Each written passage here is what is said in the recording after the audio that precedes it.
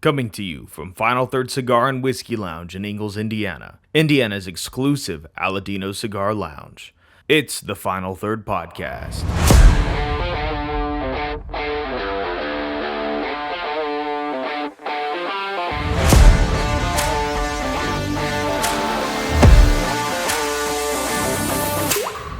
Welcome back to the Final Third Podcast.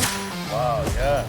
We're changing things up a little bit. We'll probably be releasing this on a different day coming up soon.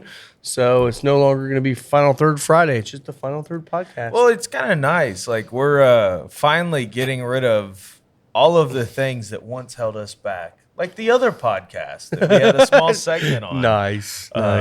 You know, and that is why it was Final Third Fridays. Yeah, it was. We were making that segment for their Friday show, and then we birthed the long-form podcast out of it, which is kind of cool. So, yeah. Well, I'm Rob. Yeah. Oh, we never did I introduction. don't think we did that. I'm Isaiah. Yeah. And today we're going to be, this is not going to actually be a pairing on the wall this week. What we're going to try to start doing is having the pairing last for at least 2 to 3 weeks on the wall so that everyone gets a chance to try it, because not everybody can come out here every week. But what we're doing today is last year's 2022 Las Calaveras Robusto. Yeah. This is a Nicaraguan Corojo over Nicaraguan binder and filler, and it's got about an extra year of age on it. The new Las Calaveras is coming out here very, very soon. I almost wanted to say they're going to be shipping maybe this week.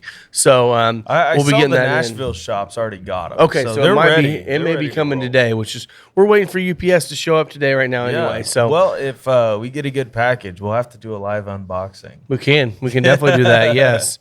And we're going to be drinking along with the Starlight Maple finish that Dirk Fence from Indiana Bourbon picked.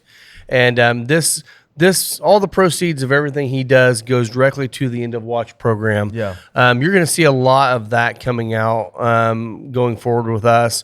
We're starting to promote it on our website, on an email. We're going to be promoting it in here. We're going to be doing some collaborations with him. It's just a program we really believe in. If you don't know what that is, it's giving money to families of fallen officers. Mm-hmm. It's like, what a terrible time of need. And basically this money is just given to the family. Said, use it for what you need it for. If you need it for a funeral cost, if you need it for paying bills, if you just need to go on vacation and get away, Yeah. it's totally up to you. And 100% of everything Dirk makes goes directly into the End of Watch program. He makes nothing. And he himself is a police officer, so it's not like the guy's rolling in dough. No. So I'm like, we want to be a part of that. We are going to be more of a part of that. But so we thought we'd taste along and see how his palate was with the maple. Yeah. Him and I's palates typically agree. He does lean spicy. Yeah. So I don't think this one's going to be spicy no, for I anybody. don't think so. No. But it's probably a lot more balanced than most of the maples we've seen come out of Starlight. Yeah. I mean, the one we had, was it last year? I mean, it was definitely, it was almost enough where you could pour it right over sweet. pancakes. Yeah. It was good, but it was definitely odd. Oh, I had something left over. What were you drinking? I was trying that hard true sweet mash rye. Oh, okay. There you go, bud. Your tattoo finally looks like it's healing up, Rob. Yeah, I scratched it yesterday and got a little blood going, but other than that, it seems to be healing pretty good. This is, I guess, skincare talk with Isaiah and Rob. I just switched to Hustle Butter. That's what I've been using. Yeah, it's awesome. Yeah, that's what. Smells really good too. It's very. You got to be careful not using too much because it does get pretty shiny. It'll get you slimy. But it does work. That's what. I guess we'll do another shout out. Might as well get started drinking. Might as well. Jay McClure, my tattoo artist. Will and Chris are the ones that actually introduced me to him, and that's who he told me to use was the Hustle Butter. He said he loves it. I actually used while I was healing. There's a soap that's made by Hustle Butter as well, I didn't see and that. you use that, and you just kind of in the shower just use that instead, and it's really good for it. So, Cool. and it actually healed up probably in half the time this time doing it. So, we'll see. Half the time for you is like Still 2 weeks, 3 weeks. yeah. But Okay, so that maple finish is a lot more balanced. There's actual spice in the back end that makes it just not a sweet bomb. Yeah. And this is not something we have available at Final No. Third Cigar and Whiskey Lounge. So don't come in looking for it. We're just drinking and smoking today, hanging out with you guys. Yeah, and the reason we wanted to bring it on today is because we really did want to. I mean, and we've had Dirk on here before, and you guys have met him on here. We want to see, because he's doing some other picks coming up here soon. He's the one that did our French lick pick with us, but he's got some more picks coming. Unfortunately, he had raised a lot of money, and there was a lull in officers that had fallen, but in 1 week, 3 officers went down, and all that money was gone, and he's now behind again. So if you are interested in donating to the End of Watch program too, we are getting some stuff set up to where you can actually just scan on our email. If you get our email, or if you see it on one of our posts coming up here soon, it's a QR code. You can scan it. It will send money directly into the Indiana Bourbon Venmo page. But that goes 100% of that all goes directly to End of Watch. So, But yeah, so one of the things that he likes to do is he does a really nice job of these commemorative medals that go on bottles, and every one of them so far has been pretty top notch. Well, and they're massive pieces of They are. metal. And this one is for the Officer Noah Foundation, and it is. I mean, these are things that you could keep around forever, even once the bottle's gone. Yeah. It's kind of like a souvenir, a way to remember that bottle by. Yeah. It doesn't take up nearly as much space. It just gives you a little bit of something and kind of reminds you of how you helped them and all, but also about the cause. So Yeah. it is a really cool thing to see. I just lit up the Las Calaveras 2022, and it's fantastic. Quite a bit of baking spice. I'd say closer to, like, it's kind of like a bright cinnamon note in there. There's some wheat toast on the palate. Retrohale's not. I'm not detecting much spice right now. I've got a really, really clean palate this morning. Yeah, I'm been getting a drinking lot coffee of all notes. morning. I mean, I'm getting more like a buttered sourdough or wheat toast. Yeah, I mean, even the butteriness is on the palate. yeah, The retrohales give me that kind of spicy wheat going there too. yeah. That's smoking well. Yeah. And I will tell you right now, this thing is like the perfect draw today. Yeah. I don't know if yours is. Yeah, mine's amazing. I love one that's a little bit more open, that pretty much you don't have to fight. You don't have to double puff, triple puff to get it going. This is definitely going to be that one. I'm excited to get into this. I have not smoked one in a while. One from this year that I had, I wouldn't say draw issues with, but it just not my preference on draw was the Toro. The Toro. Yeah. Granted, these are all made at the My Father factory, so Yep. they are well-made cigars. I think constructed. the problem we had, you and I both had with the Toro was It's giant. It's like 56 ring gauge. I mean, it's not a traditional Toro. It's too big for what we like. And the thing is, if I'm smoking a Gordo, I'm expecting to double puff it. You just have to. Mm-hmm. And that Toro just creeps up into that Gordo territory, and it'll have you doing that. But it's okay. I mean, I'll tell you what, with the whiskey, Yeah. it definitely pulls a lot more of the maple and that butteriness I was getting earlier. As the does. maple and butter kind of play nice together in it. There's a slight,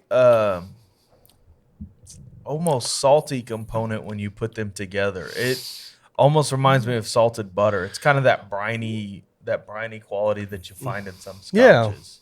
Yeah. I hate that. I hate to even say this. Say it. You know how you get sometimes you get on the back of the teeth, you kind of get a different kind of a hit of a flavor. Have you ever gotten that before? Mm-hmm. Amberana.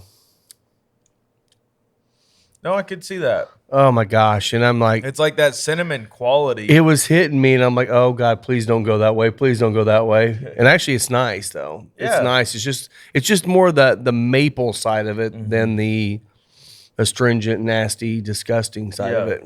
Yeah, totally. Actually, it's fantastic. Of course, I don't have an issue with Amberana like you do, but I guess you don't entirely. Not entirely. Not when used in the right environment. Yeah, when we were drinking Cachaça last week, you didn't have an issue with it. Yeah, that was a good time going over and hanging out with Colt, and I really enjoyed that Czech lager. I don't know how much you liked it, but man, it's good. Because I mean, at least in America, we think of lagers as being this light Budweiser-y type Bready beer. Yeah. And that Czech lager is as dark as their porter. And I mean, it still had a light note to it. It was kind of light, but it has those like bitter roasted malt qualities in there, and it's great. I'm also getting Is that in some cans? coffee in this. Not yet. Not in, Remember, that was what I was giving him a hard time about. But he said it's going to be in cans probably this fall. it better be. Which honestly, that would be a great release for like a Oktoberfest. Yeah. It fits the model, and maybe it's not the style, but it definitely fits the palate of a fall beer. Yeah, I mean, it's not a fest beer. No. But I would drink it. I drink it over most of the fest beers out there. Yeah. There's not a lot of clean fest beers. They did one last year, though, didn't they? They did. Yeah, that was one of the best Oktoberfest I think I've ever had. Well, and you heard him say it. He's going to be getting into a barley wine here too, and I am super stoked about that. I just love need him barley to put wines. the barley wine in the red wine brandy barrel that we'll hopefully get for him. I don't think we're going to get that because I got notes from Alan saying that he bottled it the other day, and he has to have the barrels for beer for within a couple of days of dumping it. So we're not going to have those barrels in time if he was able to bottle it, because they bottle in advance and then they have to wait for the stickers to get approved. So they bottle it so that once the stickers come in, they can just label it and go. Yeah. But this one, I don't know. Honestly, I don't know the whole process of sticker approval. But I would assume if these do come out at hazmat, that they might actually look at the bottle a little bit more, but I don't know, maybe not. I don't know. I think it's a lot. So everything has to be approved by the TTB. And if that's a new label for them, then it definitely has to be approved. It'd be one thing if it was another like Lee W. Sinclair that was coming out. You know, you just throw the proof and the bottle count on there, whatever. That's true. I wonder if this is a brand new label or if it's one of their other labels. Because they've got different labels, different brand names for different brandies. Like Old Clifty we got. That was one. Which that Old Complexity Clifty is the tequila one. That Old Clifty, I have been I know. I'm trying not to kill the whole dude. thing. It's so good. I'm like halfway down the bottle. Me too. And that's the quickest I've drank a bottle in a long, long time. Yeah. Well, and then if you're looking up here too, if you're watching the video, I've got another bottle up here. It's a Balcones, buddy of ours, Alan Hill. Shout out to him. He is a Texas whiskey nut. I think I can clearly say that. He brings Lisa, because Lisa loves Balcones, especially like the True Blue cast strength. Yeah. He brings her samples all the time. He's always got new stuff from Balcones. Yeah, he does. This is one that he brought specifically for me and you because he knows we like peat. Yeah. This is a peated Texas single malt whiskey, sitting at 118 proof. So we figured we'd get through all this and then go into this, because this being peated, it's going to blow the palate. It's going to be a little aggressive. So, yeah. Especially being Texas. Yeah. And this stuff looks like light motor oil, man. Yeah. It's beautiful. It's dark. But I will say, that's pretty dark for Starlight. Yeah, the beautiful thing about that, and a lot of their honeys and their maple finishes will come off cloudy, but that one doesn't. No, it looks good. That would mean that they were a little bit more diligent about getting the stuff out of the barrel. Filtration, yeah. Which, how does Starlight filter? I mean, do they just do a traditional filtering, or do they have any kind of special filtering I they use? I don't think any of it's chill filtered. Okay. Yeah, as far as I know, don't quote me on this. I haven't been down since they've got their new bottling line or anything like that. So I'm not exactly up to date on all their stuff. But in the past, what they had done is they had run it all through like a mesh screen just to catch barrel char. Sure. That was it. Okay. So, this would be a good thing maybe to share that people that don't know. So, chill filtering versus non-chill filtering. You want to explain how that works? Because I'm pretty sure. Have to look it up. Because I think chill. If I remember back from the bourbon steward thing, I'm pretty sure chill filtering is you chill. Obviously, you chill it down, which gets everything to fall to the bottom. It does. And then you pour it off, and you leave a little bit in there. You leave the slurry at the bottom, and then you filter it through a screen. So you're getting that double filtration. Yeah. To where non-chilled, you're just running through a screen. Yeah, I mean, and you're not letting any basically of those trying to particulates out. Yeah, particles out. Yep. But you'll definitely see it on Starlight stuff. If you leave it in your glass, say a couple hours, you will see it get cloudy in the glass. Yeah. It's just how it goes. And there's nothing wrong with that. No, Some people are put off on it because it can, if it sits in the glass too long, it can give you a little bit of a mouthfeel thing going. Yeah. But there's nothing wrong with it. Actually, I mean, there's something right with it. I'm talking like you left that glass 4 hours. You know? It will show. But the nice thing about that is you're not in the chill filtering process. A lot of what's coming out are those oils, which affects the mouth feel and a little bit of the flavor notes.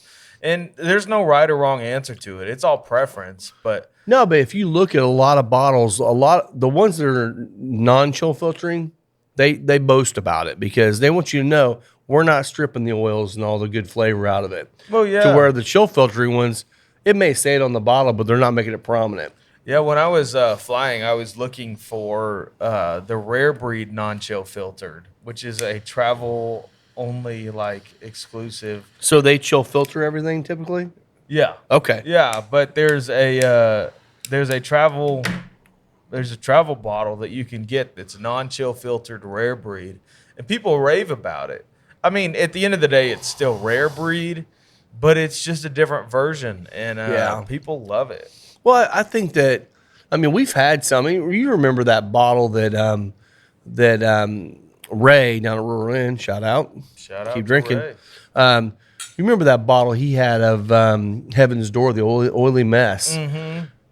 It was aptly named. You could pour that up. You could do this to the glass, and it would hang on the glass until you were done drinking it. Yeah. It was so thick and heavy. And it was great. Such a beautiful It was. I'm still kicking myself in the ass for not buying one of those bottles. Yeah. Well, the hard part is Heaven's Door was like the Heaven's Door single barrels when that came out were really new to the market. Yeah, no one knew. And the thing is with them is Heaven's Door has historically sourced from a place called Cascade Hollow, which is Dickel.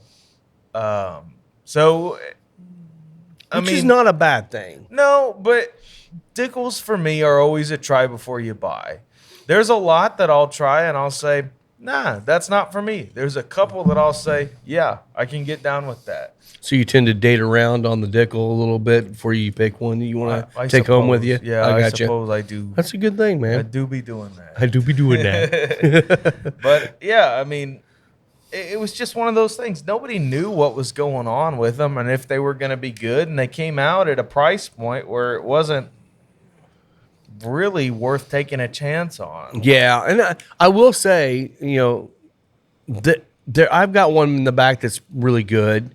That Oil Mess was really good. I know Will's got 2 or 3 bottles that's really good. Yeah. It's one of those brands that, it's Bob Dylan's brand, or at least he has ownership somewhere in there in it. It's one of the celebrity brands that actually worked. Yeah. It's kind of like Blackened with Metallica. It's not super great whiskey, but for the crowd that likes it, it's good. And actually, the cigars they came out with are pretty good. I've got some coming. I've got some coming in. Yeah. I smoked one. I finally found some to be able to buy. I'm gonna bring them in and see if people like them. It was actually a really good cigar. It was made by Drew Estate. Yeah, it's made and by usually Drew. when Drew Estate makes a product for somebody else that's not flavored, it's usually pretty good. Yeah. So So that will be one we'll be getting too. Which, speaking of which, the PCA show just got over. Yeah. And and it was funny because you and I talked a lot about this. And one of the things I was saying was it didn't seem like there was a lot of special new things coming out. Well, and I haven't heard of a lot of new brands this year. Not a lot of new brands either. And some of the ones that Like last year, there was a ton of new brands coming to market. There were. At PCA. Well, part of that was because year before last, they were trying to, or the FDA was trying to pass a law saying any new predicate, which basically that means, and I think I'm using it properly. Basically, that means that if you have a recipe for a cigar, Yeah. a specific recipe, this is my blend down to the whatever, you had to register that with the FDA. And what was happening was cigars work. exactly. It's like, okay, if I, and that's why I think a lot of these brands would just put like this one here. This says Nicaraguan Corojo over Nicaraguan and Nicaraguan. Yeah. That could be anything. Yeah. I mean, the only thing they have to do on there is a Nicaraguan Corojo. Habano. And and it's just funny. They don't have a clue what they're doing. They were trying to find a way to govern it. And I think a lot of those companies, the new brands were not coming out because they were worried because all the big brands are going, well, shoot, if we're going to do this, we need to have a database of predicates, and then we will rent those out to people to use for their brands. Another big money maker for the company. Well, then that got shut down by the courts. And last year, a lot of those brands that were kind of in the waiting pattern, I think, jumped in and went ahead and started their brands. Whether they're doing well now or not, a lot of them I'm seeing aren't. Flooded the market. And a lot of those have either died off or they can't get product because, when the big dogs are making your cigars and the big dogs can't make enough cigars to sell, they're going to take care of themselves before they're going to take care of the other brands. Rightfully so. You only have so much tobacco. There were a lot that came to the market. The only one that I still hear about is West Tampa. Yeah, and I'm nothing against it didn't just jump out to me. That came out that people went crazy. The red, the one that's just come out recently. I've heard people talk about the red before recently. They have some. They have their version of like a lost and found sort of thing. Oh, okay. I didn't see that. People were raving about that, but these are like,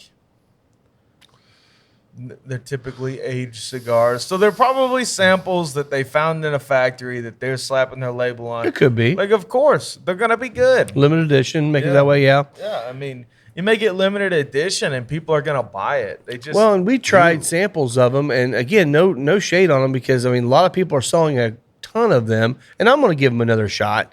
But the two separate sample packs I got just weren't that great. The first one was really young. There was ammonia and all kinds of stuff. So the second pack I got, we were really kind of worried about smoking it for a while. So we let it sit and we smoked them. And I was like, they were pretty good. But they didn't.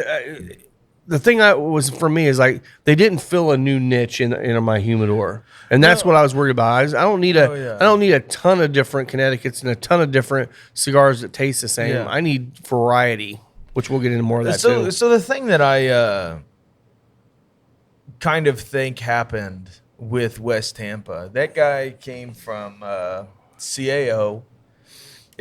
Rodriguez. Yeah, it sounds like it was quite the exit that he made. And I think the black is his version of the Amazon basin. I don't see it if that's the case. Oh, Amazon basin is not that good. No, I'm not a big fan of it, but I feel like the Amazon basin's got a little bit more complexity than the black. The construction of it, the leaves that he's disclosed on it are exactly what the basin says that it is. Could be. So I'm not. This is cigar conspiracy, so welcome. But it's fun. I think it is legitimately his take on the basin, and it just is not the same. The basin is really earthy. Yeah, it is really earthy, and the black does the same thing. And Rob and I will do an earthy cigar if it's got spice on the retrohale. Right. And Neither of those do. It was like they were boutique cigars for the heritage cigar smoker. That's a good way to put it. Yeah. And I've heard raving reviews about the red. I'll probably smoke it and try it. I mean, I'm not sure if anybody love to around here smoke it. sells West Tampa or not, but I'd like to try it, so I'll have to kind of check them out. Be shocked if Smoker's Choice didn't have them, but I don't think they haven't been expanding like they used to as much. I don't think they have much room. No, they Drew don't. Estate They don't. keeps expanding their line, and they carry everything from them. So, like, everything from the blackened would be there to, and Drew Estate just came out with a bunch of new cigars. Yeah. I don't know. I can't remember them. I don't either, and I can't get them anyway. They So keep coming out with new limited edition in the legal line, and it's like, yeah, they're a Drew Diplomat shop, so they have to order them. So it's just like, yeah. Drew takes up probably 30% of their humidor. Oh, And yeah. I say 30%. To you guys, if you haven't seen the humidor, that sounds like a small number. 30% is pretty high for maybe 10 at the 10? most. It's just that one wall when you walk in. Yeah, but it's like 2 or 3 shelves, Yeah. and it's all Drew. But then you have the, 2,000 square foot room behind that. This is true. This is true. But it does take up a lot. And I will takes say, up a facing lot. wise, it's a lot of facings they have. I mean, they have every facing that they have, at least what they can get. So, Yeah. well, and so some of the ones that I saw that are coming out that I'm excited about trying, and you guys all know, at the end of the year, we were doing our predictions. And one of mine was we were going to see a onslaught of Sumatra, and we There's have so much Sumatra. the one Sumatra a couple of Sumatras I'm excited about because they're dark Sumatras. When I say I don't like Sumatra, typically it's the lighter Sumatras. Aladino has a dark Sumatra coming out that's going to be similar to the Corojo Reserva with a dark aged Sumatra wrapper on it. Yeah. I'm excited to try that one. The new Las Calaveras yeah. has a dark Sumatra wrapper on it. Sumatra. But then one thing I was excited about seeing too is the Las Seis Provincias from Espinosa's coming in. So if you ever tried that cigar when they first came out, and every year they've done it, they've had these just elaborate boxes, and like the first one was like a stained glass case with 10 cigars in coffins, and they were like $28 a piece or something like that. This one I've seen, and I haven't seen the pricing for sure, but what I was told, it looks like this one's going to be around that $20 mark. So it's actually great. each one of them have come down. Now it's a very aged cigar made by AJ. Really good. I'm excited those to get that one in. Those are celebratory cigars. They are. And, if you're used to celebrating with a Davidoff, come in and try one of these. You'll save some money. And honestly, if you're a full-bodied smoker, you'll like it better. Mm-hmm. No, I am really excited. All of the Sumatras makes me nervous, but it seems like Sumatra is filling the void of Mexican San Andreas. Yeah, because it's harder to get. That's those cigars that they're putting Sumatra on would be typical recipes for Mexican San Andreas. Well, I think the same thing about the knuckle sandwich Maduro. That's what I was going to say. It's just like that. If you didn't tell me, I would tell you Mexican San Andreas. Until you smoked the 55 and you're like, oh my God. Yeah, the 55 was San Andreas. It was. And it's beautiful. It is. My gosh. But in the same right, the knuckle sandwich Maduro and that dark Sumatra is beautiful as well. Oh, it is. In a different way. So, as much crap as I've given Sumatra, I'm pretty excited to see some of these coming out with darker Sumatras to get a little bit more depth and flavor. So I'm really interested to try the Aladino Sumatra against the Lounge exclusive that we got. Me too. Yeah, because this one's going to be darker than the Lounge exclusive. Yeah. So we'll see how the it is. Lounge exclusive was the one that you had brought back for me.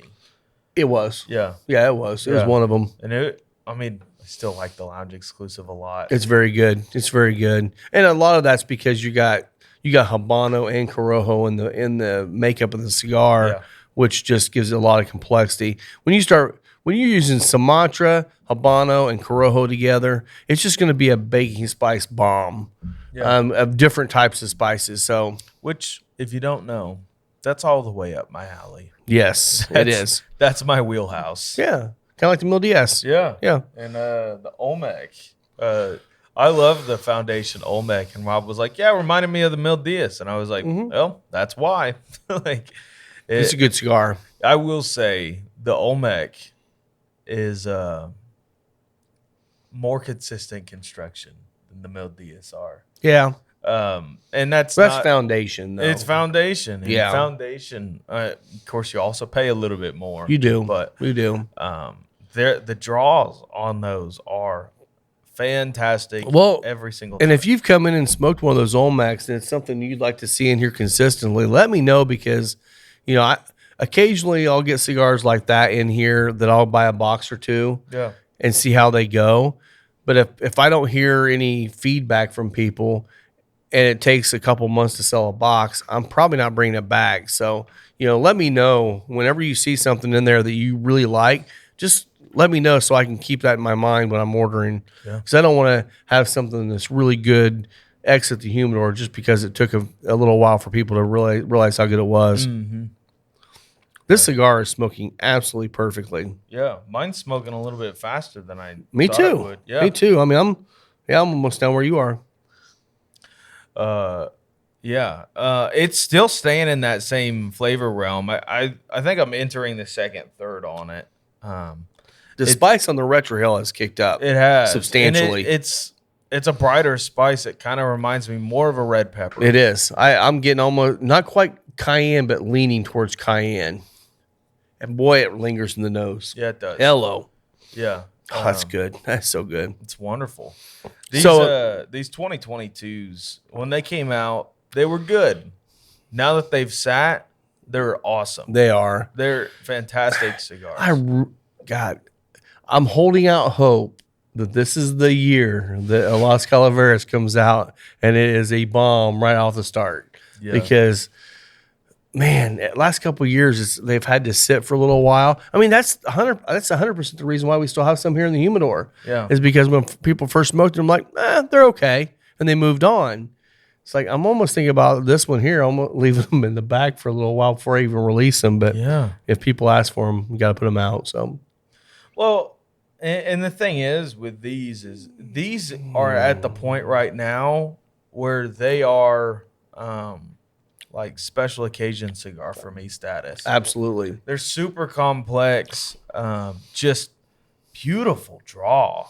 And I'll tell you, wherever you are, in the country, or even if you come in here, whatever, this is the type of cigar that I always end up buying a box and aging them. Yeah. Because this one's only going to get better. Some of them are already aged out to the point where they're great to smoke now. Yeah, the 2015 that we had smoked. Yes. Aged out. Yeah. Yeah. But this one, I mean, we'll let you know because as soon as we get the other ones in, we'll do a show with that one too.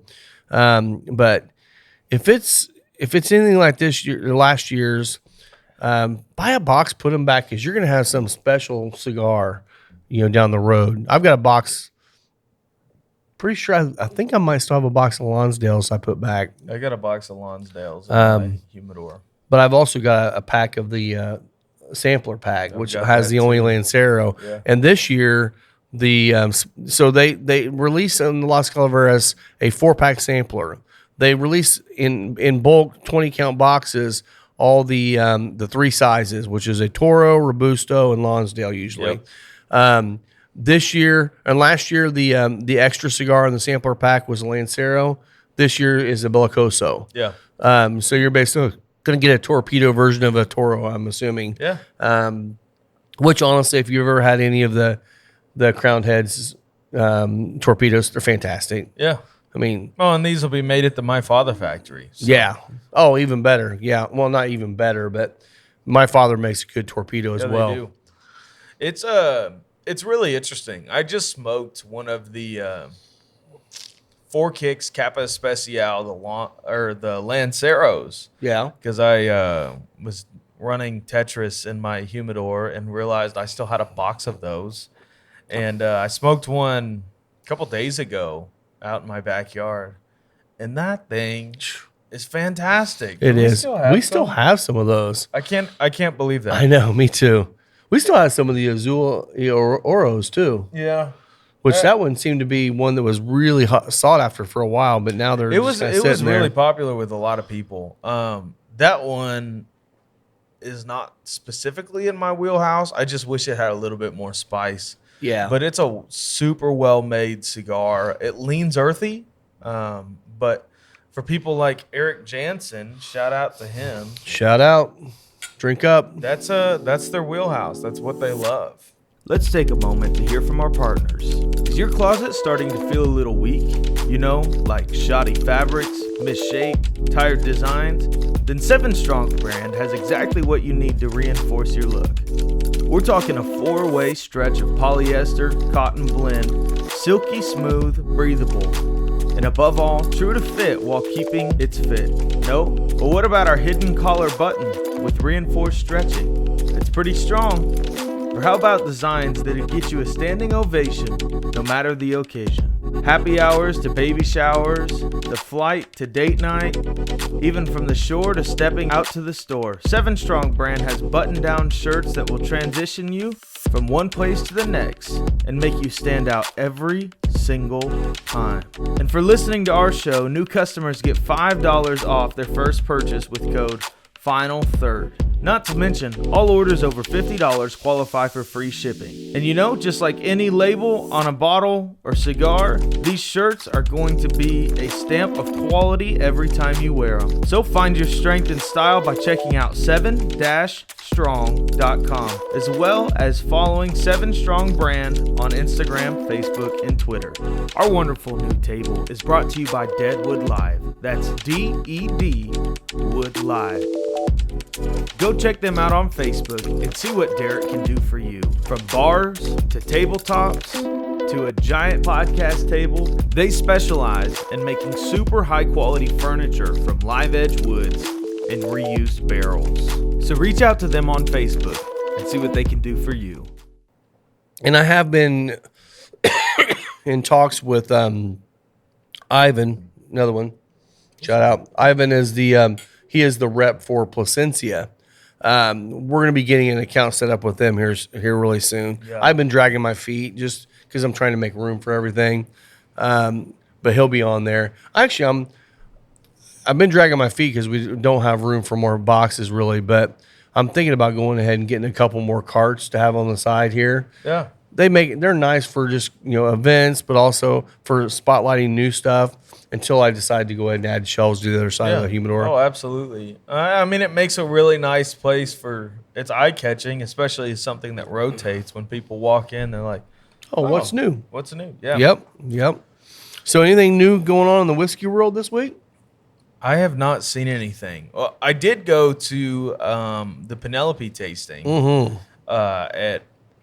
Oh, you went to Park's Place. Yeah, at Park's Place. We had it done here the night before, too, and it was fantastic. Yeah, they've got a lot of good stuff coming out. The thing that surprised me was their 100% rye toasted, which should be hitting the market here sometime soon because I saw it already go up on some national pages. I got a little insider on that one, too, buddy. Yeah, well, you'll have to share it with me. I'll share it on the show. Sure, on the show. I don't think it's supposed to be hidden. So, we got some shout out. There's going to be several shout outs going here. Garrett Lynette, shout out to Garrett. He's one of our semi regulars here. Yeah. He doesn't get in here as much as he used to. He's got a little baby and he's got a job and all that stuff. But he introduced me to Lori over at Market District, and Market District, if you don't know, it's a place over in Carmel. It's a grocery store. Kind of like a Whole Foods. Yeah. Massive. It actually has things. Oh man, it is awesome. I told my wife, I said, we just gotta go over there and spend a few hours just buy a bunch of groceries. Well, they have a lot of locally done stuff. They do. Like especially in their sauce aisle, it almost feels like a farmer's market stuff that you'd be getting. And if you ever been to Jungle Gyms in Cincinnati, they have every region of the world at Jungle Gyms. Now, they don't have every region of the world at Market District, but they will have areas that are like, this is from Chile, this is, whatever else. They've got them all set up. in there so you can see those, those ethnic groups in there as well. But so I was in there talking to her, and she had some issues with her humidor, so we were kind of working through that. And she said, yeah, I think she's been doing the barrel pick program with another guy for maybe less than a couple years. And I think she said they've done like 170 picks. They do a lot. And she texted me after we did the Penelope, and she's like, I told her, I'm like, yeah, we tasted a toasted rye that was insanely good. She's like, if you want in on the barrel pick, I'm doing a barrel pick of the toasted rye from Penelope. So it'll be towards the end of the year, maybe even the first quarter. But I told her we're in because it was good. If you've ever had any of Penelope's toasted barrels, a lot of their barrel picks of the toasted barrels are insanely good.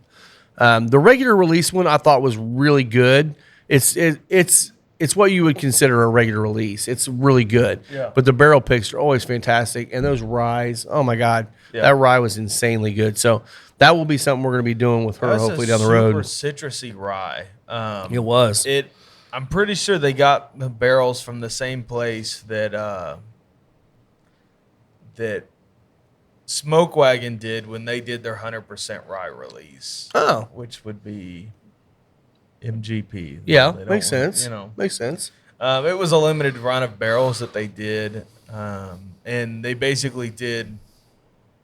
It's an all rye mash bill. A portion of the rye is malted, though they didn't tell me that at the Penelope thing. It costs way too much money to pitch enzymes to break it down. She did tell us, or they did tell us the makeup. They said it was 39% rye, 10% malted rye, and the balance was corn. Oh, really? Yeah. Okay. It was just so it wasn't. It was like 49% rye, but 10% of that was malted rye. I'm like, no, it's got to be more than that for it to be called a rye, though. I'm pretty sure maybe it's 51% was the rye. I thought she said 39 and 10 on the rye. Yeah, that couldn't be the Yeah, case. that's true. It has to be 51. So maybe I got the number. Maybe it was 41 and 10, and then 39 or whatever. Whatever. Yeah. But it was 10% malted rye. I'm pretty sure is what she said. Yeah. Either way, good. It was a really citrusy rye. It was. It almost reminded me of like a lemon flavored marshmallow or something. What are you looking at? I was just looking to see if there's anything coming out from cigars and whiskey, but I'm just not seeing a whole lot really that is in the news right now for cigars or whiskey. Yeah, there's really not a whole lot. This week I had this past week I had my second carpal tunnel surgery. Oh, nice. And they did this one at a surgery center. Same doctor, same surgeon. But the thing that changed was that the nerve blocker went in and missed my nerve. Oh, nice. So you felt it when you started working on it? My skin was numb, but everything inside was bad. And, oh my gosh, I have never felt pain like that my entire life. But literally on the inside of your hand, feeling the knife, the scalpel, whatever it was, cutting the tissue. Oh. Dude, like I was sitting there just like trying to do rhythmic breathing, like figure it out, work through it. And Dr. Crosby was like, "You can feel all this, can't you?" I said, "Yeah, man." He said, "Okay, well, we got to keep going." I was like, "Can you numb me?" He said, "No, you're bleeding too much. Like it's not going to go anywhere." He said, man. "Your nerve was a half inch off from where it should be." Oh, wow. And I was just like, "Oh, okay." Great. He got halfway through cutting it on the inside, and he was like, "Do you need me to stop?" I said, "Crosby, you just got to get out of there." Yeah, like, go. Like, be quick about it, cut it, and sew me up. Like, I'm about to pass out. Oh, wow. It sucked. But the healing on this hand has been a lot better. There's a lot less bruising than the last one. My last hand was like purple, but maybe he was a little bit more careful knowing how you felt everything too. Honestly, could have been. The other thing I did was I tried to make sure to use my hand less, give it a break, Yeah. and make sure it wasn't as inflamed as my left hand was. But I am left hand dominant, so my left hand was my first surgery. The right was my second. So I know when I had all the surgeries on all 8 of my 10 fingers, the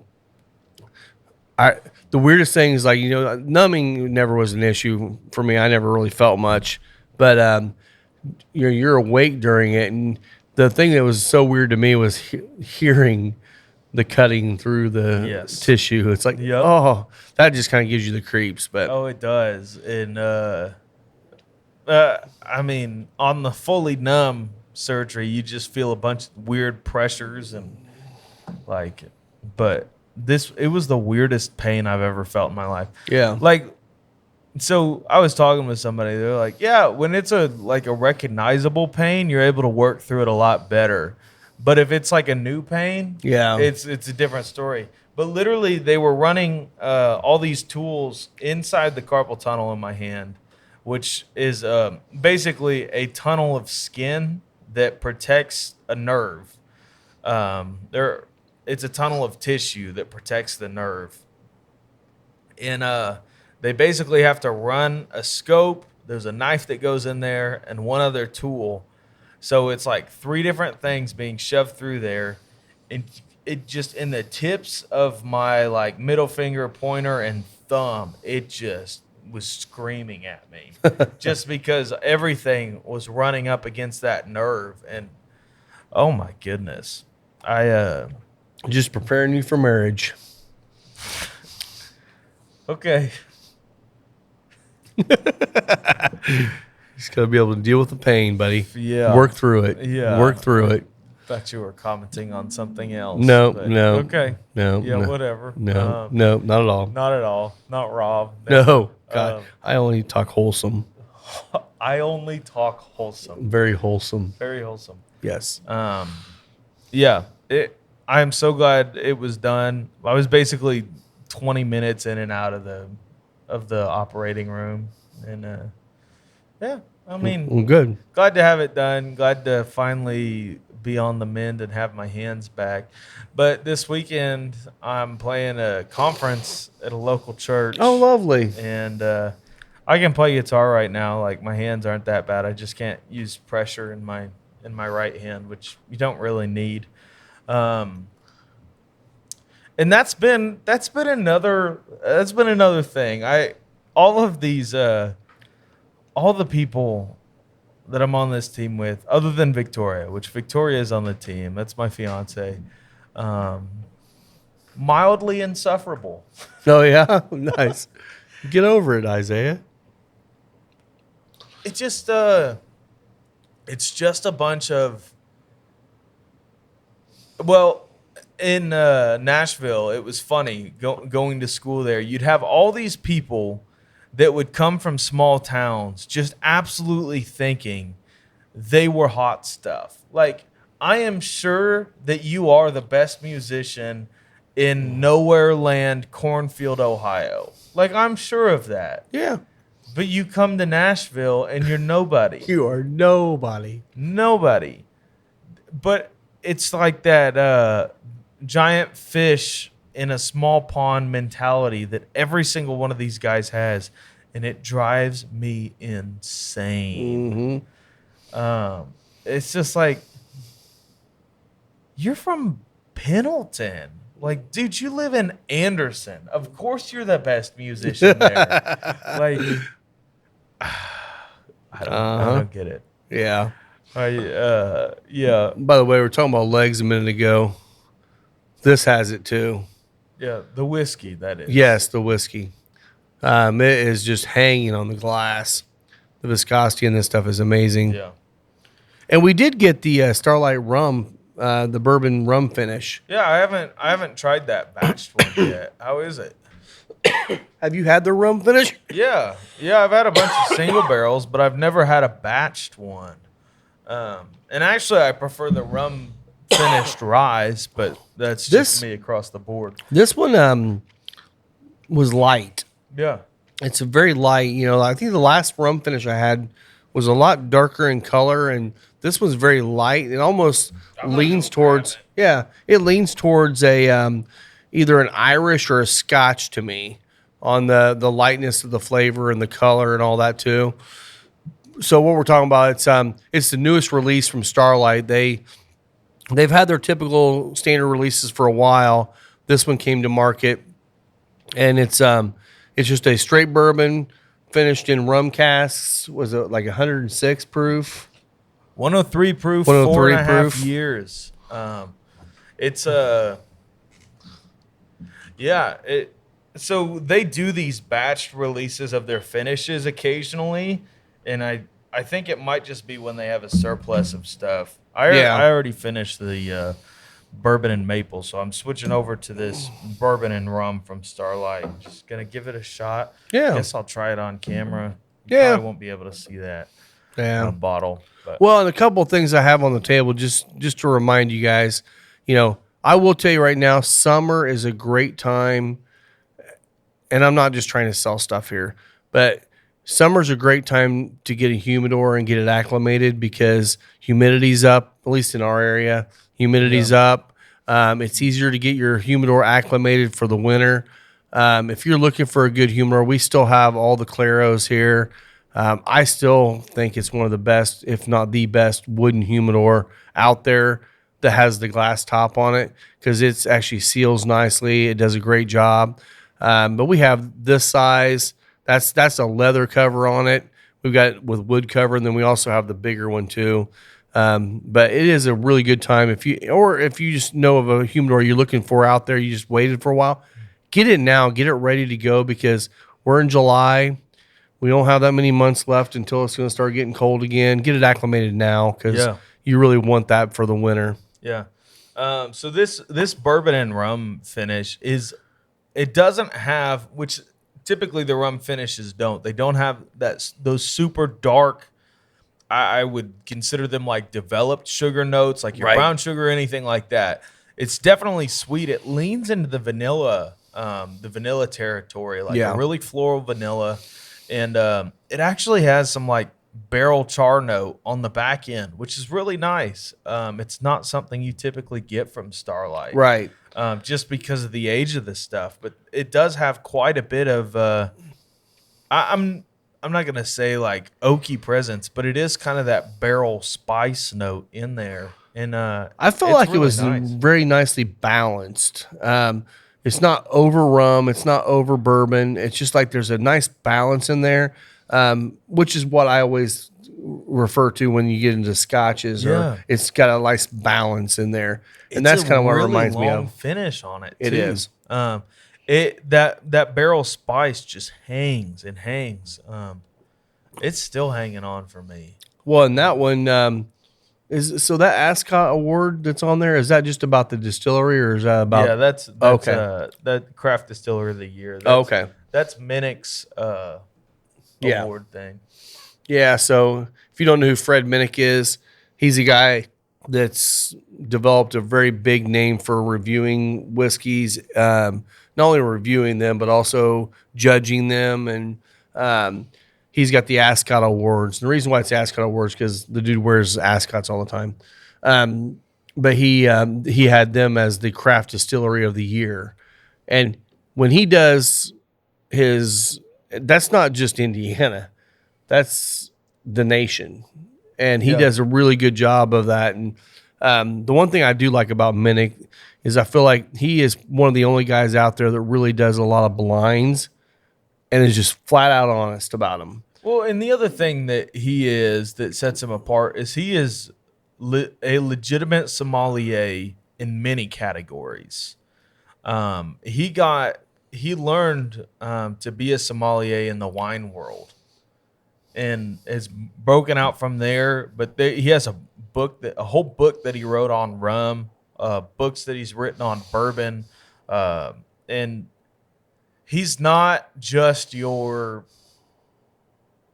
his palate is all encompassing. He doesn't really have one thing or the other that's like his thing. You know, some of the YouTube people I'm thinking of like It's Bourbon Night. If it's not from Kentucky, they don't like it. Yeah. And Yeah. that's just how their palate is. Fred Minnick, that dude can drink a rum and tell you it's the best rum he's ever had in his life. And honestly, it'll probably be the best rum you've ever had in your life. Very much so. Yeah. He could drink a wine. He tastes across all categories. Yeah. And it's really valuable to have in the bourbon space because a lot of people are just bourbon nerds with a lot of bottles and like that's their credit. The only other person like that on the internet would be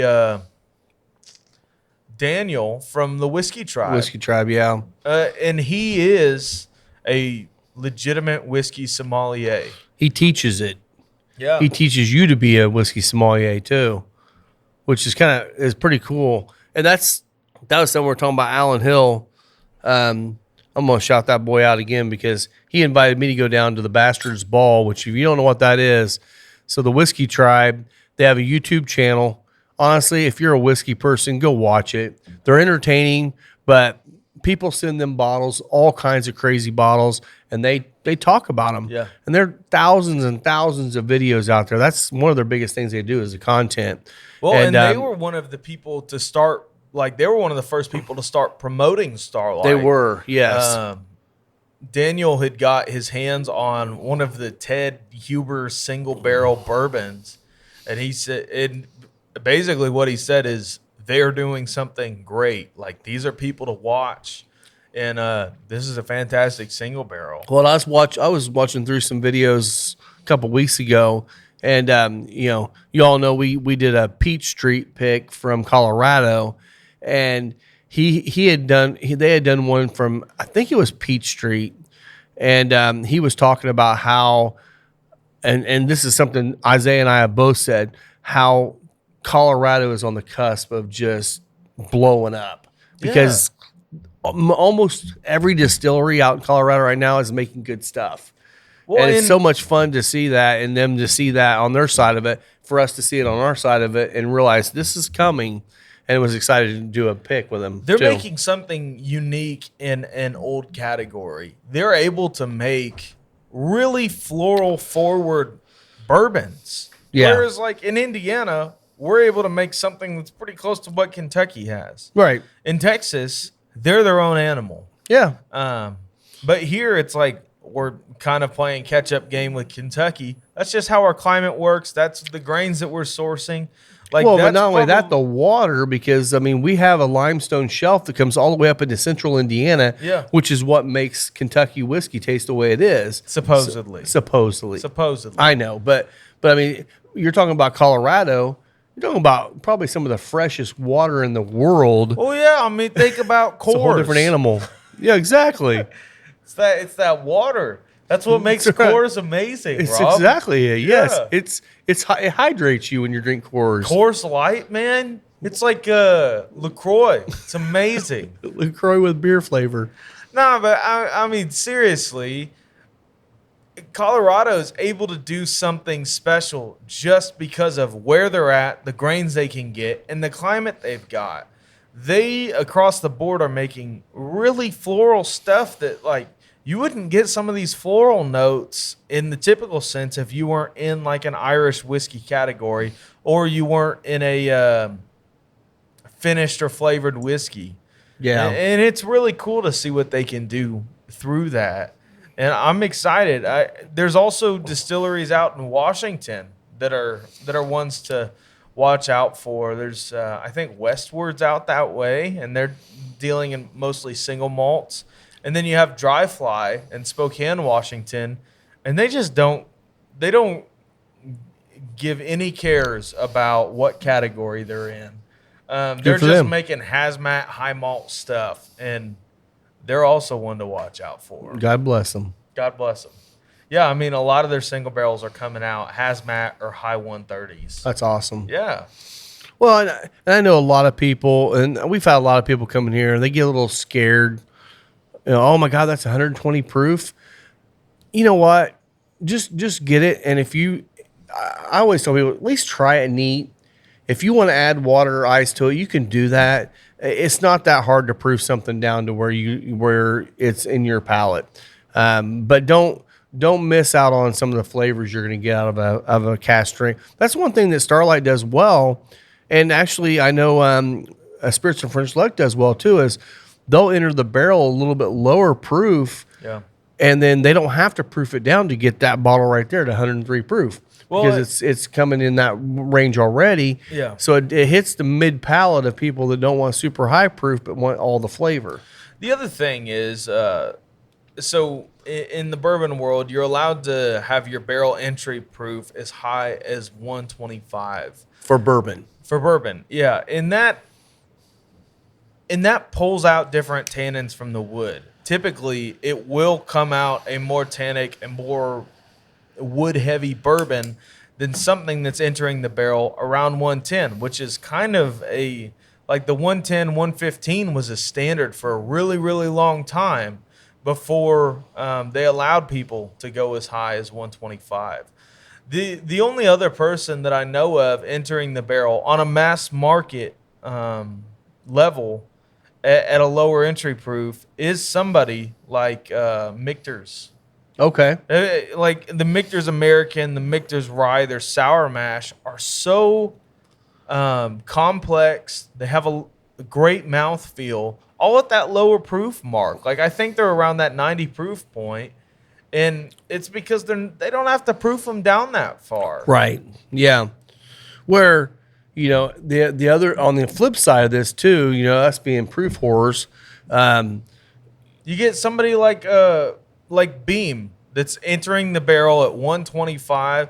Yeah. And then you get Basil Hayden. Basil Hayden comes from there. So they're dropping all the way from 125 proof, which honestly, by the time it's aged, is probably like 128, 129 in their rick houses. Yep. They're dropping it all the way down to 80. 80. And it's just, it's exactly what it sounds like. They water it down. Now, is it good water? Sure. Yeah, and there's a little bit more science to it than there just measuring it out, because you can actually shock a bourbon. Yeah. If you just introduce all the water at once. And that's the reason. That's one of the reasons why we're excited about expanding people's palates into brandy. Yeah. Because brandy doesn't have those rules. Brandy can go in the barrel whatever the heck it comes off the still.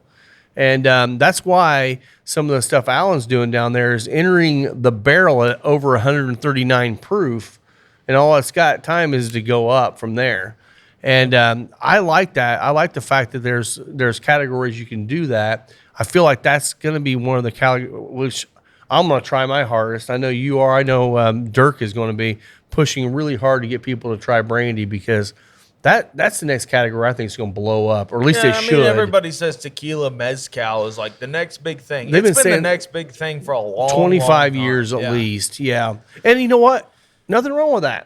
It's good stuff. I don't drink a lot of it because tequila doesn't like me. So tequila likes you a little bit well, too it likes much, me a little Rob. too much. Yeah. So I was talking with some people in a bourbon club, and they had just recently picked a Starlight barrel, and they were telling me that it was 5.5 years old.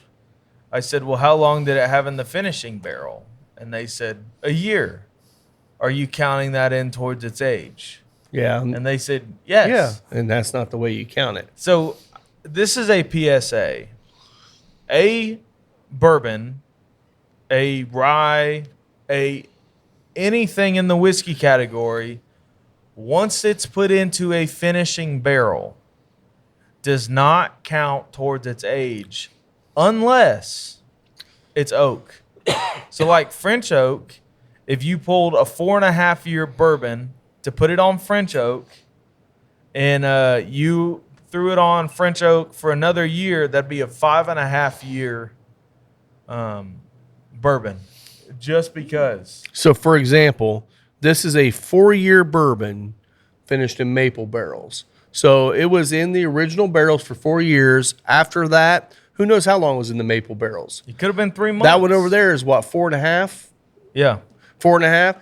That's 4.5-year bourbon, and then added to the rum barrels. Yeah. And I think people do get kind of screwed up on that, because like brandy, we had some of those brandies that were 6 years old in the barrel. Yeah. Well, brandy doesn't have to go into a new oak barrel. Brandy can go right into whatever barrel you're finishing both in. of those brandies were in. They were 6.5 years old, but they came off the still into those barrels, and they've been sitting there for that long. Yeah.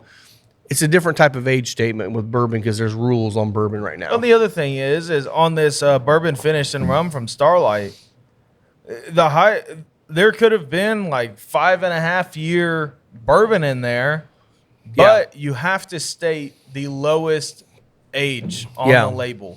The nice thing is on bottles like Remus Repeal Reserve, they will state the age of every single bourbon. Yeah. Now, if they were to do a single age statement, they'd have to take the age statement of the lowest age bourbon, which I think last year was like 6 years. Which is kind of cool to see that some of them do. I mean, like Penelope does that with the Architects.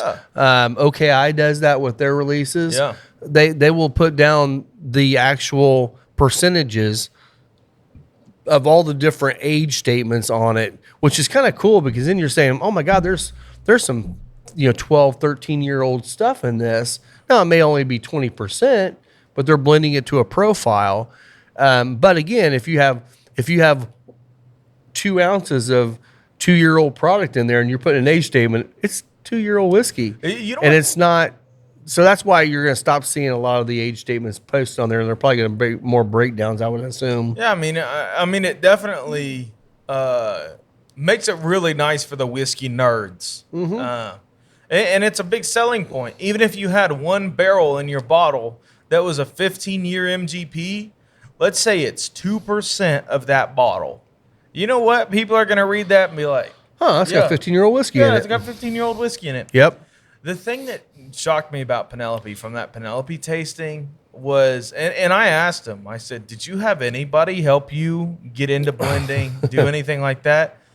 And no. Like, these guys are homegrown, never been in the spirits world, and are blending fantastic stuff. I was messing with one of the owners, the owner that came, and I said, Mark. Mark or Mike? Mark. Yeah. I said, hey, man, you guys should help Ross and Squibb on the next Repeal Reserve and blend something better than Remus Repeal Reserve 6. Yeah. And the guy from Luxco overheard me, and he said, I will tell you, I don't even think whatever his name, who's the master blender over that project, would tell you it was his best work. Yeah. But it was just what they had that year. Well, for those of you that considering the fact that they put out all the high age stuff in the Gatsby bottle that year and charged a lot more money for it, it's a marketing scheme. I know. Yeah. Well, and something too, for those of you that do know Penelope, again, Penelope is new to the state within the last month and a half. But they've got a little cult following all over the country in different states, especially in the bourbon clubs in Indiana right now. They're excited.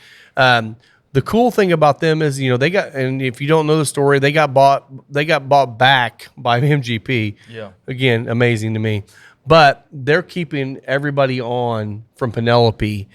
So they're not changing anything. Well, the funny thing is she said, yeah, we're keeping everybody on. She said, now everybody was 18 people. So all of Penelope was 18 total people. Crazy to me. It was amazing. They were hitting markets like they were with 18 people. But good on MGP for saying, you know what, we're gonna keep you guys already did it well. Don't screw around with it. You guys keep doing it well. Yeah, all the Penelope stuff's going to continue to be great. MGP could say, hey, let's just keep, I guess, Luxco. Luxco is now the overarching brand. But the overarch of Luxco is MGP. Luxco is kind of the conglomerate. Luxco is the equivalent of like a Sazerac or a Campari group. But they could have said, yeah, let's keep the lady who was the rep and the 2 owners on board.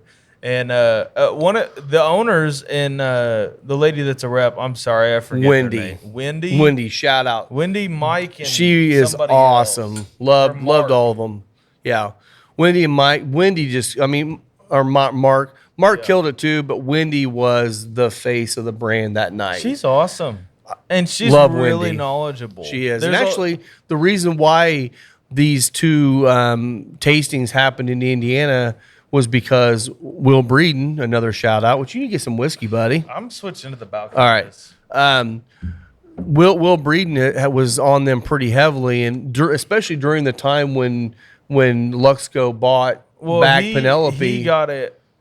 He got on them before. Yes, before it all happened. Put a kind of a damper on it. It kind of did because, when they got bought, of course, MGP Luxco is going to come back and say, oh, we got to have all these meetings. Well, so we had all these cancellations.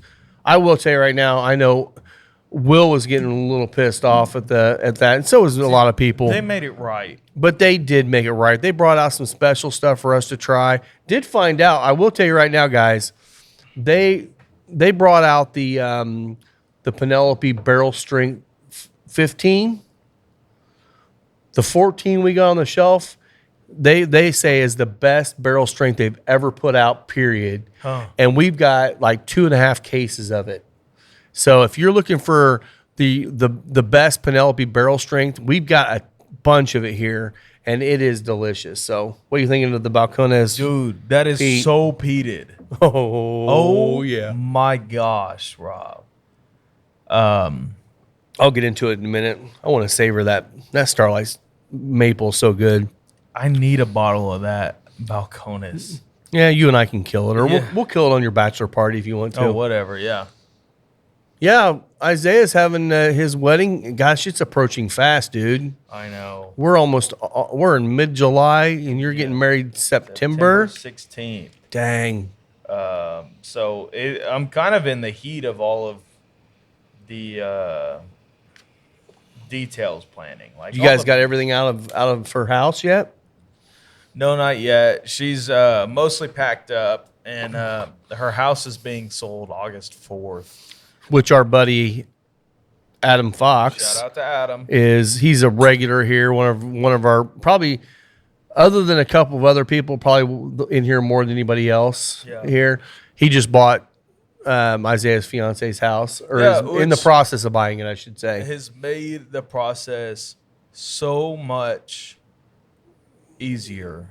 Like the fact that she doesn't have to show the house, any of that. Granted, we still would have got probably the same, or if not a little bit more money, if that was the case.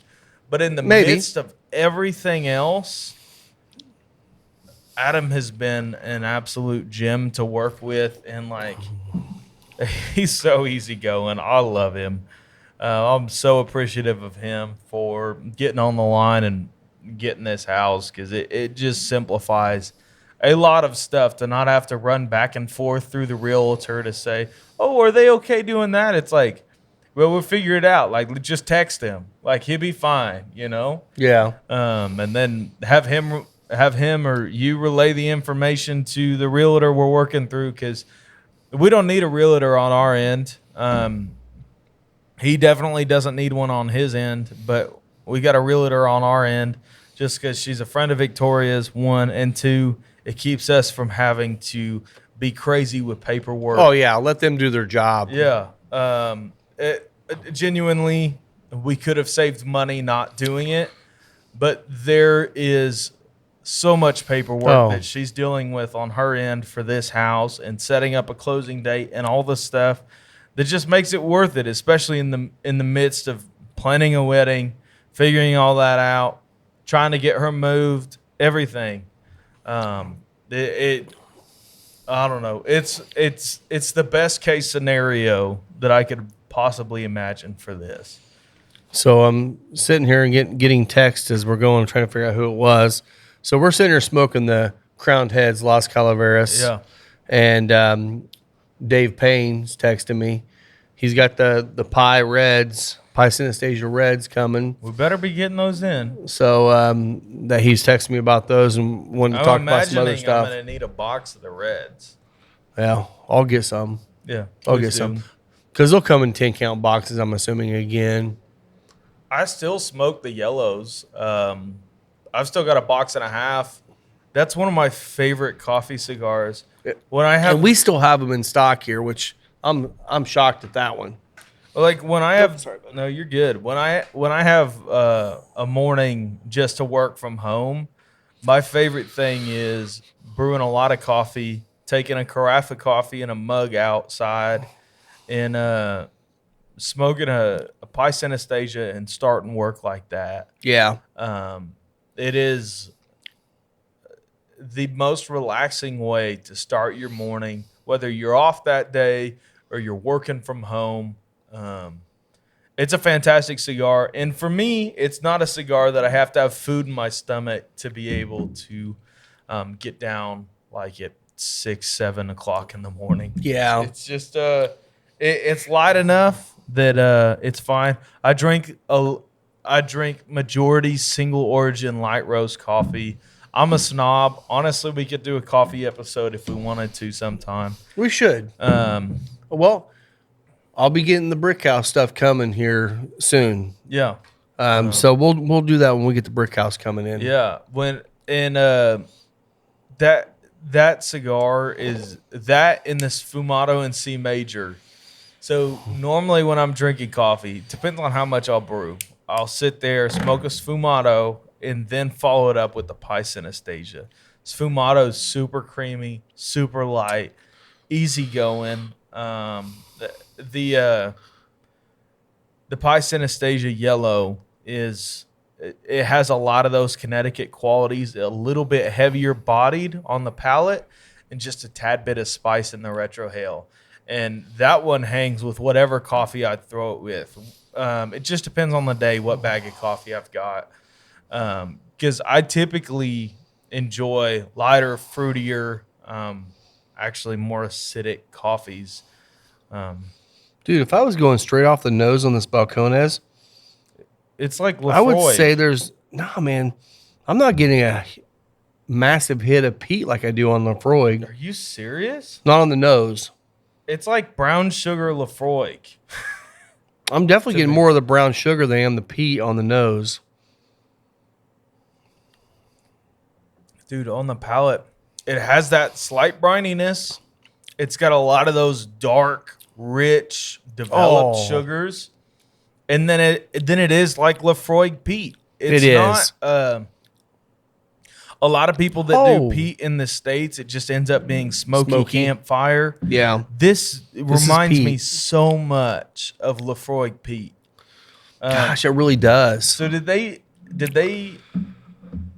do you know the story on this, Rob? Like, did they actually buy peated barley for this, or you have any? So this clue? is actually so it says it's a peated single malt whiskey distilled from Highland peated Golden Promise malted barley, and so they're using Highland peated. So it's actually not Isla. The heavy Isla, which almost reminds me of a heavier Isla. Reminds me of Isla. But it's the Highland peated. So they're using they've got their malted barley coming straight from Scotland, Which is the difference from what a lot of people are doing. They'll peat smoke it themselves, and the peat here is way different than the peat there. If you're trying to pinpoint the peat on this, I would say like Lefroy Glore. Or it's a very similar peat to the Talisker. Maybe like Ardbeg too, because Lefroy Talisker or Ardbeg isn't as it's not in your face and that's what this is kind of hitting me too, because I feel like Lefroy. And I say astringent on that, not in a bad way. We love peat. Love peat. We love peat. Like I think I'm with you on the Lefroy Lore. Like Lefroy 10. It's just a peat bomb, and which that's a good thing for us. Talisker, you're right. It's a little bit on it definitely got more of these notes. This one's got like a honeycomb kind of thing going. It does. And baking spices are all in there. You're still getting the peat, the smoke. Oh yeah. But and that's one thing I feel like, at least in America, and tell me some other brands when we get past this, but Balcones does a lot of single malts. They do. And single malts are becoming kind of the big thing in America right now. A lot of people are starting to do more with single malts. Do you know? Are there any big brands out there that do a lot of single malts? Stranahan's is all single malts, Okay. as far as I know. The other one would be like Westward, but Who? Westward, Okay. and they're still coming up. I don't think I've ever had anything from Westward. The thing is the American single malt is. I'm not sure the American single malt is a proper category quite yet. Not yet. It'll have to be here soon because everyone's coming out with some. It will. I think the thing that they excel at is the fact that everyone else is making a bourbon, and they're able to make something in the single malt category like this that is a single malt. And the crazy part about it is that it is so deep and rich and dark. You won't find a Lafroig, an Ardbeg, or anything with those developed sugar notes. No. It's got to be the climate. It's got to be the barrels they're using that those are coming from. Like if this was made at Highland Park, It would be light. It'd be lighter than that. light That and rum over there? floral, Yep. and it would still be good. But it's But not. you're talking about Texas heat versus pretty comfortable temperatures year round over in Scotland. Yeah. So- and high humidity. And higher too. humidity. Yep. It's just, it's amazing. What I love about Balcones is how experimental they're able to be. Yeah. And their fan base feeds into that. They do. And that's beautiful. There's a lot of brands that are like, oh, we got to make this. This will sell. Balcones is like, oh, let's try it. Yeah. We'll put it out in the distillery only, and like if it doesn't sell, we won't do it again. If it does, like do some more. Yeah. I'm And a sure lot- this being single malt sourced from Scotland was not a cheap bottle. No. I can't imagine it. So shout out to Alan. You are a real one. This is amazing. It is. It's really good. Like this is on the same level with Lafroig 10 cask strength for me right now. Honestly- which is my favorite Scotch. Yeah, I agree. This is actually probably the first peated release of anything in America that I've tasted that if I was drinking this, I'd say, oh yeah, this has come from Scotland, until I look at it and you're going, oh my God, look at how dark it is. Yeah, you would have to be wearing a blindfold to say this came You would from have Scotland. to. You'd have to. Just because of the look. But yeah, super good, man. Look at it hanging on the glass I too. know. That's good stuff. Thanks, Alan. Appreciate you, buddy. Yeah. I really wonder how long it was even in the barrel because, Texas heat will do that in like a year. No doubt. I don't think it says.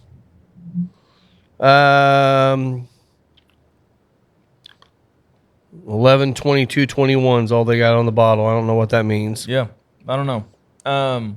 But okay, couple Oh, things. here we go. What you got? Aged at least 48 months in oak. So So it's at least 4 years old. yeah, that's awesome. And it's 4-year-old for motor oil. Let's go. 4-year-old motor oil. Gotta love it. So on the merch we got on the table, the Final Third barrel-faced hats still available. They sold really well when we first got them. People still wear them. People still love them. So come in.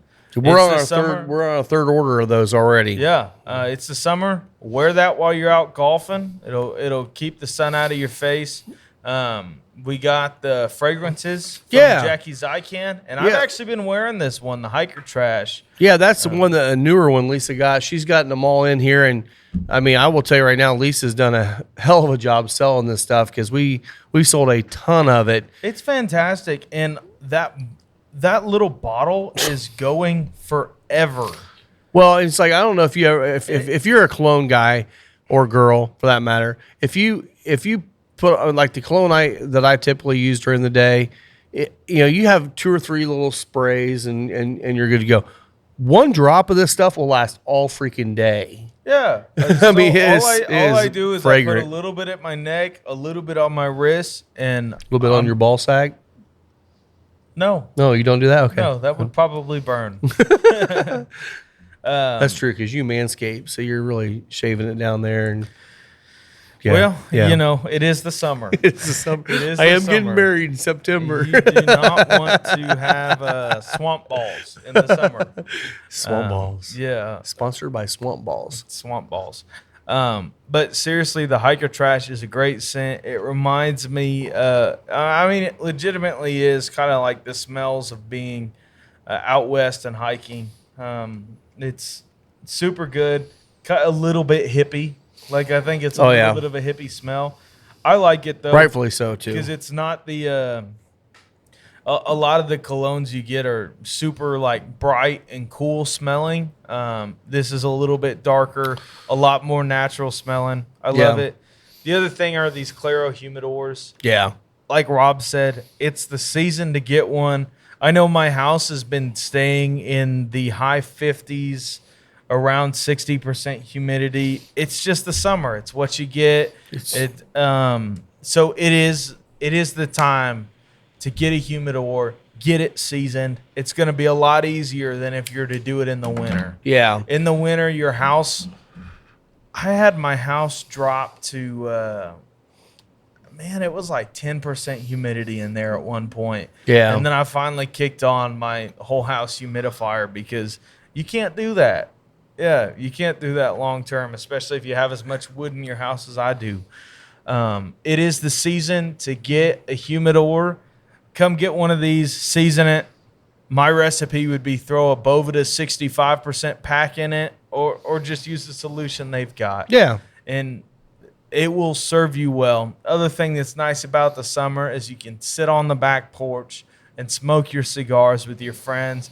Or you're out there smoking some meats, which I know everybody's doing this summer. Oh, yeah. Smoke a cigar. It's a great excuse to babysit your pellet smoker. Yes. You know, it doesn't really need babysat, but it'll get you out. It gives you an out from making all the sides. Yep. You know, I got to spray the meat every 30 minutes. You know, so you smoke a cigar and Heck just yeah. wait on it. Heck yeah. Well, cool. Anything else we need to talk about today? I don't really think so. All right. I think that's it. Well, cool. Well, again, you can follow me on Instagram at Final Third Cigar. You can find me on Instagram at the Whiskey Pastor. So if you're if you're getting our emails or check out our social media, watch for the posts on the end of watch. If you believe in a lot of the things that we believe in here, the one thing that we're trying to do here is we're trying to make sure that the dollars that we have that we're able to donate go to the causes that we believe in the most. This is one of them. You know, you got a lot of these young officers that are going out there every day. It is really young officers. Young, yeah, and it's like, you know, officers also. It's like teachers. You know, none of them make great money for what they're doing, and they're going out every day to protect us. And every day they strap on, they're ready to go, and there's a chance they're not coming back that day. This is a way to give back to their families and thank them for honestly their sacrifice. Because I mean that's it. Yeah. It sucks. I would love to see us build hundreds of thousands of dollars in this fund and it never gets used. That would be the win. But we're in a reality now where it's going to get used. It is. So that's definitely something. We'll be talking more about that too down the road. So, well, thanks a lot, guys. If we do get a UPS package here in a minute, we might do a little snippet here of a box opening. We'll see how it goes. But otherwise, we will see you next week. Cheers. Cheers.